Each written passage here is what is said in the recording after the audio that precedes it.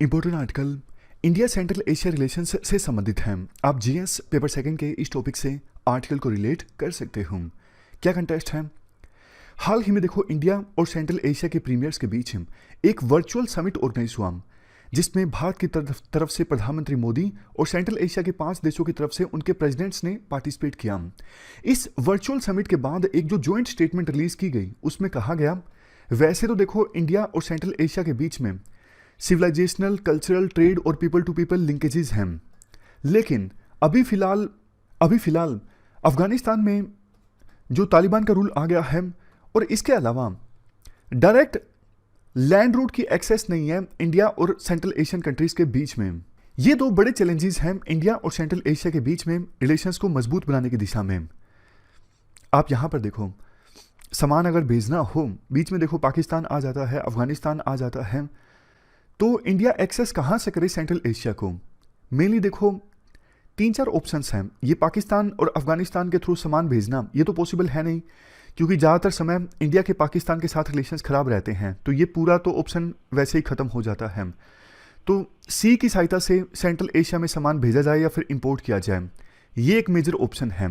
लेकिन देखो इसमें भी चैलेंजेस हैं। जैसे छबार पोर्ट इंडिया ने डेवलप किया है ईरान में। हालांकि पिछले दिनों खबर आई थी कि छबार पोर्ट को यूज करने के जो राइट्स हैं ईरान चाइना को भी दे रहा है, वो एक अलग इश्यू है। लेकिन इंडिया को पास अगर एक्सेस राइट्स हैं भी सही छबार पोर्ट को एक्सेस करने के, यहां पे मान लीजिए छबार पोर्ट है, तो यहां से आगे फिर सामान भेजना है तुर्कमेनिस्तान में, उज्बेकिस्तान में, तो अच्छी लैंड कनेक्टिविटी होनी चाहिए, रेल कनेक्टिविटी होनी चाहिए। ईरान बोलेगा हम क्यों इन्वेस्ट करें, आप इन्वेस्ट करो। तो इंडिया इतना पैसा यहां पर ईरान में सड़क बनाने पर या फिर रेल बनाने पर खर्च करने को तैयार नहीं है। क्यों? इंडिया को रिस्क है यूएसए से। इंडिया को लगता है कि अरे हम इन्वेस्ट तो कर दें, कोई दिक्कत नहीं है, लेकिन यूएसए कल को सैंक्शंस लगा दे, यूएसए ये बोल दे नहीं आप ऐसा नहीं कर सकते, तो हमारी सारी जो इन्वेस्टमेंट है ना वो खराब हो जाएगी। एक और भी ऑप्शन है वैसे, वो है नॉर्थ साउथ ट्रांसपोर्ट कॉरिडोर। ये देखो यहां पे है ईरान का बंदरबास पोर्ट, छबार पोर्ट तो थोड़ा यहां पड़ जाता है। यहां से पहले जाएगा सामान बंदरबास पोर्ट में और उसके बाद सेंट्रल एशियन कंट्रीज में होते हुए रशिया में। इवन यूरोप में इंडिया को माल भेजना हो तो भी वो इस नॉर्थ साउथ ट्रांसपोर्ट कॉरिडोर की सहायता से अगर भेजेगा तो ज़्यादा छोटा पड़ेगा। बट दिक्कत ये है नॉर्थ साउथ ट्रांसपोर्ट कॉरिडोर भी अभी ऑपरेशनल नहीं है। इस ट्रांसपोर्ट कॉरिडोर को पूरा करने में भी काफ़ी सारे चैलेंजेस हैं। तो इन सारे पॉइंट्स का एक ही मतलब निकलता है कि सेंट्रल एशिया और इंडिया के बीच में अभी आसान कनेक्टिविटी नहीं है। आसान कनेक्टिविटी नहीं है, उसका असर देखो ट्रेड पर भी देखने को मिलता है। हमारा सेंट्रल एशिया के साथ कितना ट्रेड होता है? बहुत ही कम, $2 बिलियन से भी कम। और चाइना का इन सेंट्रल एशियन कंट्रीज के साथ कितना ट्रेड होता है? $41 बिलियन से ज्यादा। कैसे हम चाइना का मुकाबला करेंगे? सोच के देखो, कहाँ $41 बिलियन, कहाँ $2 बिलियन। और $2 बिलियन में भी ना हम ज्यादातर एनर्जी इंपोर्ट करते हैं कजाकिस्तान से। बाकी सेंट्रल एशियन कंट्रीज के साथ हमारा ट्रेड जो है वो नाम मात्र का है। चाइना तो ये भी बोल रहा है कि 2030 आते आते हम सेंट्रल एशियन कंट्रीज के साथ ट्रेड जो है वो डबल कर देंगे। और even belt and road initiative के तहत चाइना इन देशों में इन्वेस्ट कर रहा है, वो तो अलग है। तो देखो इंडिया कितना पिछड़ गया है। कनेक्टिविटी का बहुत बड़ा रोल है।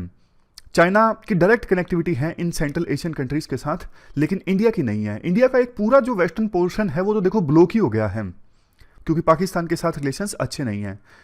खैर, इसके बाद चैलेंजेस की अगर बात करें, Tapi pipeline, Tajikistan, Afghanistan, Pakistan, India, इस पाइपलाइन पे पहले बात चल रही थी, लेकिन अब इंडिया का मूड खत्म हो गया। मतलब इंडिया ज़्यादा इंटरेस्टेड है नहीं इस पाइपलाइन में।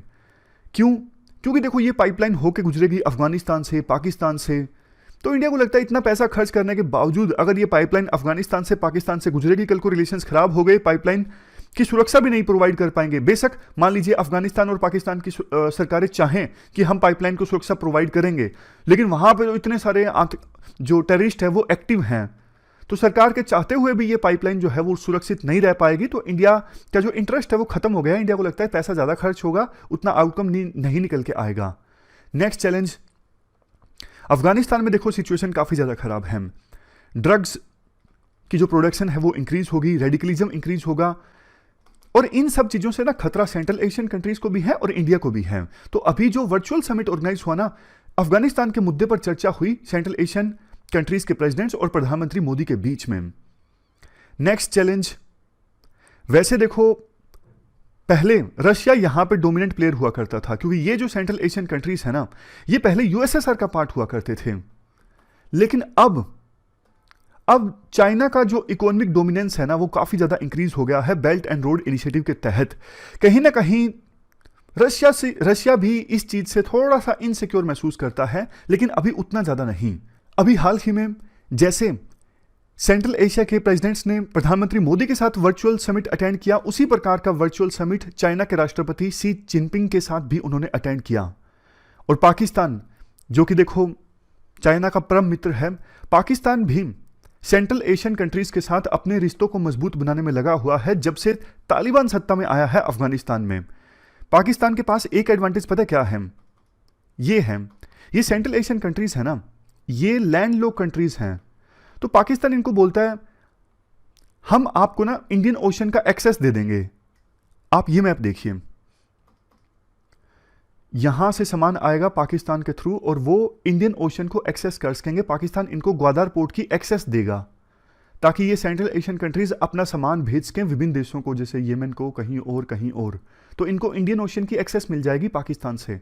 ये पाकिस्तान के पास एडवांटेज है।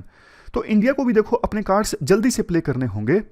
वैसे इंडिया बोलता है कि सेंट्रल एशियन कंट्रीज के साथ हमारे हिस्टोरिकल लिंकेजेस हैं, लेकिन सिर्फ हिस्टोरिकल लिंकेजेस से काम नहीं चलेगा ना। आपको ट्रेड, इन्वेस्टमेंट, डेवलपमेंट पार्टनरशिप, इन सबको मजबूत बनाना होगा। और इंडिया अगर सेंट्रल एशिया में रेलेवेंट बना रहना चाहता है तो ज़्यादा जल्दी से और ज़्यादा अच्छे कदम इंडिया को उठाने होंगे। तो ये पूरा आर्टिकल हमने डिस्कस किया इंडिया सेंट्रल एशिया रिलेशंस से संबंधित। चलते हैं आगे।